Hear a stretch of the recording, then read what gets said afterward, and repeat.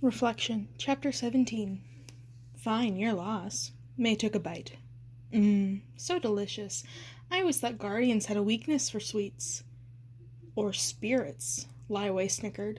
Where do you think all those gourds of rice wine go when you leave them for your ancestors at the altar? Shishi scoffed and returned his attention to the forest. He still looked preoccupied by something in the trees. Mulan looked over, and all she caught was a flash of red fur.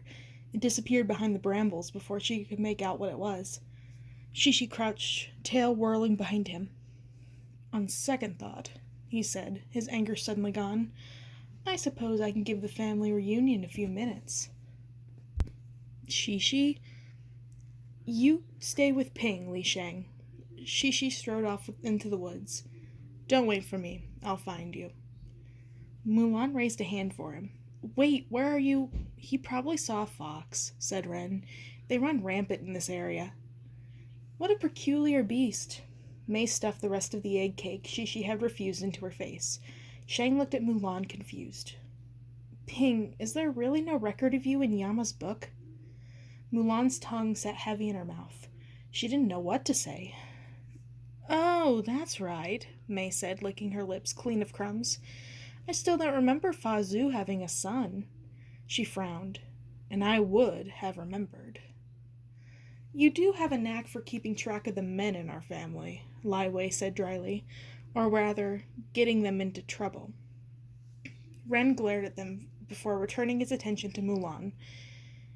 Now that lighting is better. Let me take a look at you, Cousin Ping. Ren patted Mulan's face. It was like being brushed by the wind, and then he squeezed her cheeks. She thought she felt a pinch. See, he said to the others. Cousin Ping has Fa Zhu's teeth and forehead, Fa Li's hair and eyes. A bit soft in the jaw and cheeks, but he's still a growing boy, I suppose. I see the resemblance, May agreed. She peered at Mulan from beneath her long eyelashes. But he's far shorter than Fa Zhu is, and smaller too. Not even a hair on his chin. You know they're right, Shang smothered a laugh. You're lucky. You never have to shave. Humph. Lai Wei circled Mulan with his hands behind his back. I still think you're hiding something. If we find out you lied to take advantage of us, we'll throw you into the river ourselves. It isn't far from here, you know. How dare you call Ping a liar? Shang said, inserting himself between Mulan and the three ghosts. Ping risked his life to rescue me. Do any of you have that sort of honor? I think not. Otherwise you wouldn't be here. Lai Wei whistled, then floated over to inspect Shang. And who are you to speak of family honor to us? That's Captain Li Shang, May whispered to her relative. Lai Wei's eyebrows rose. Of the famous military Li family? An honorable clan indeed. May batted her eyelashes at Shang. My first husband was a military man too. He was killed in battle a week after we got married. I accidentally put flour in his cannons instead of gunpowder, and I forgot to sharpen his sword. I was so lonely. May straightened the collar on Shang's cape, and Mulan couldn't help feeling a twinge of jealousy.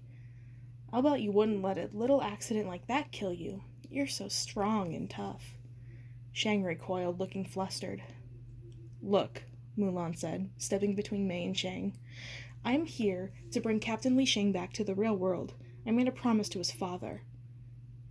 I think it's more likely you're a demon, Lai Wei announced, going back to Mulan. A demon in disguise sent by Miang Po to trap him and dye you forever. What? Mulan sputtered. I'm not a demon. So you say. Demons are liars. Seems you and they have a lot in common. I'm not a demon, she repeated. And why would Miang Po want to trap Shang here anyway? He's to be reincarnated. Miang Po's army isn't what it used to be, Lai Wei reasoned. A decorated captain from the Emperor's army would make a fine addition to our warriors. That's ridiculous, Shang said. Ping risked his life to come here and save me. I suppose, Lai Wei allowed. But either way, Cousin Ping, if what you say about coming to the underworld is true, it's against the rules to be here. Maybe we shouldn't be helping him after all, May said with a gasp. I only have a century left until I'm invited to Yudu. I can't afford to have my sentence extended just for helping a poor relation. Lai Wei nodded, a scowl forming on his round face. I can't imagine the dishonor Ping is bringing upon our family for trespassing in Daiyu. That is, if you really are his family. I am your family, Mulan insisted. I've always respected my ancestors. Have you now? May crossed her arms. I've never heard your prayers to us. Mulan gulped, wishing she'd heeded Grandmother Fa's advice to be more attentive to her ancestors when she prayed at the family shrine. Maybe if she'd paid more attention to them in the past, she would have trusted Ren, Mei, and Lai Wei with their secret. They would have helped her. Fa Zhu doesn't talk about his son much, Shang informed Mulan's ancestors, so leave Ping alone. Mulan's heart warmed. She didn't need anyone to stand up for her, but the way Shang defended her, as if he'd personally taken the insult to heart, there was something nice about it. She's just defending his friend, Mulan scolded herself. She pushed those warm feelings aside. The only reason we came to his aid was because we wanted news, May pouted. And we thought helping you three might shorten our sentences here in Daiyu. For good behavior, you know. Not all of us have Ren's luck. Mulan glanced at Ren, who had been strangely quiet during the whole exchange. He didn't add anything. I'm not going to shame the family, she informed Mei and Lai Wei. I know what I'm doing. Do you now? Lai Wei snorted. No wonder your parents try to forget you exist. Shang stiffened. Ping is one of the brightest men I know. He single-handedly saved China. If Ping is so great, why wouldn't Fa Zhu talk about him? Lai Wei inquired. Is there something wrong with the boy? He flew up to Mulan. Something isn't right about this story. I always thought Fa Zhu only had one child, Mei chirped. That girl, Fa Mu... Rats, I always forget her name. Mulan, Ren finished for her. Right. Lai Wei eyed Mulan in a way she didn't like, as if he'd figured out her secret. A clever girl, at least from what her grandfather said when he passed in Daiyu. Mulan gulped. You spoke to my grandfather? He stayed in Daiyu for a few days, long enough to tell us some stories. He mentioned nothing about Mulan having a brother. I remember this, Mei chimed in. Fa Zhu had just hurt his leg in battle. Grandfather Fa told us Fa Zhu'd been discharged from the army and had promised to spend more time with his daughter. Shang's brows knit. What about Ping? Grandfather didn't talk much about me either, Mulan said hurriedly. She took extra care to keep her voice low and deep. The family doesn't like me very much. I was always getting into trouble. You know how things are as boys. May nibbled on yet another egg cake. But he gave Mulan that dog. I remember now. Yes, because Fa Li was so sad she could not bear Fa Zhu a son. Your grandfather brought Mulan a dog. He said they named it Little Brother. Just remembering the story made Mulan's throat grow tight. She'd forgotten about it until now. Grandfather Fa had passed away only a month after he'd given her little brother. And surely if you'd been fighting in the war with Captain Li Shang, Lai Wei reasoned, you cannot be that much younger than Mulan. That's enough, Lai Wei, said Ren, poking his cane at the ghost. The boy doesn't like a liar. You're one to talk, Lai Wei muttered.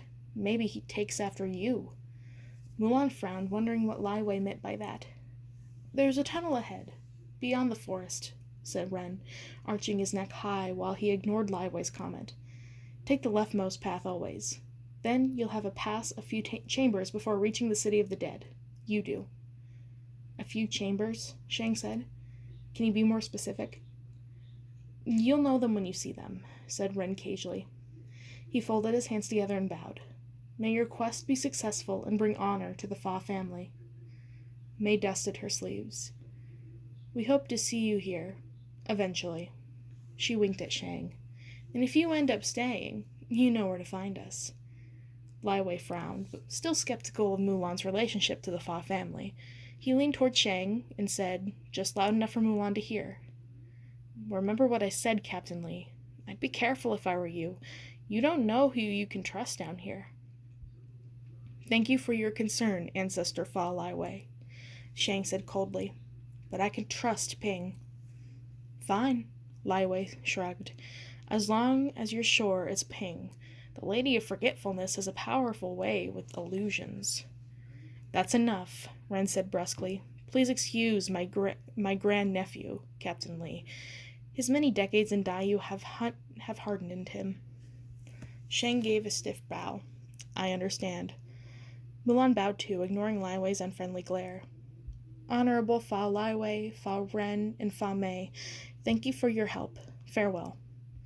Out of respect, Mulan stayed to watch the ghosts fly off in different directions. Once they were gone, she found that Shang had already started treading through the grass. Apprehension swelled in her throat. He hadn't waited for her. Mulan hurried to catch up with him. "We shouldn't wander off too far. Shishi said he'd find us." "Shang?" Shang took a while to reply. His lips were pursed, and he wouldn't look at her. "I'm looking for him."